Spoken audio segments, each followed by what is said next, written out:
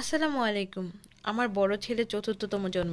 বিশ্বাস করো তোহা বাবা, যখন প্রথম তোমাকে নার্সরা আমার সামনে নিয়ে আসলো, আমি যখন তোমার কপালে একটা চুমু দিয়েছিলাম আর তোমার মাথায় হাত বুলিয়ে দিয়েছিলাম, তখন আমি ভুলেই গিয়েছিলাম আমার সিজারের জায়গায় এখনো সেলাই দেওয়া হয়নি।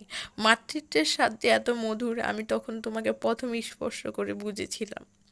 তোমাকে যখন বাহিরে বের করে দেওয়া হলো, তখন আমি ভাবলাম কখন আমি তোমার মুখটা দেখব। তখন আমার সেলাই দিতেছিল ডাক্তার। তুমি এখনো ছোট, এখনো ততটা বড় হওনি।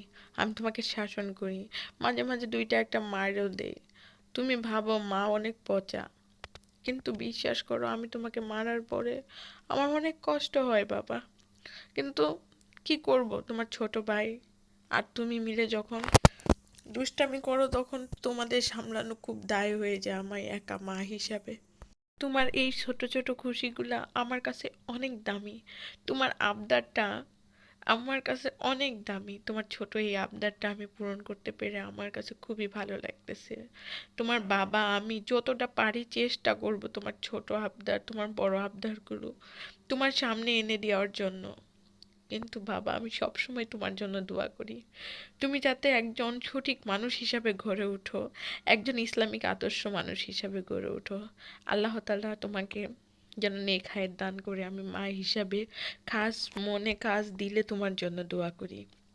তোমার বাবার সুসন্তান হিসেবে গড়ে ওঠো, যেন সবাই বলতে পারে মাশাআল্লাহ, তোমার বাবার নাম ধরে বলতে পারে তার সন্তানগুলো অনেক অনেক ভালো। আমি চাই তুমি তোমার বাবাকে অনেক সম্মান করো, অনেক শ্রদ্ধা করো, অনেক ভালোবাসো। কারণ তোমার বাবা তোমার জন্য অনেক কষ্ট করে, তোমাদের জন্য, আমার জন্য। তোমার জন্মদাতা পিতা আমার কাছে নিষ্পাপ।